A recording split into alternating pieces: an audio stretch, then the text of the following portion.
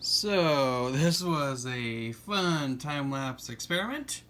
Took a doodle that I started in one of my classes with my kids, my students, and I finished it, and it's weird. But I love it! What can I say? It's a weird one. It was a time-lapse experiment. Hope you enjoyed it. And like the CDC says, don't touch your face.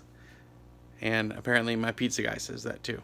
If you come up with a good name for him, please feel free to comment below, because I don't have a name for him yet. All right.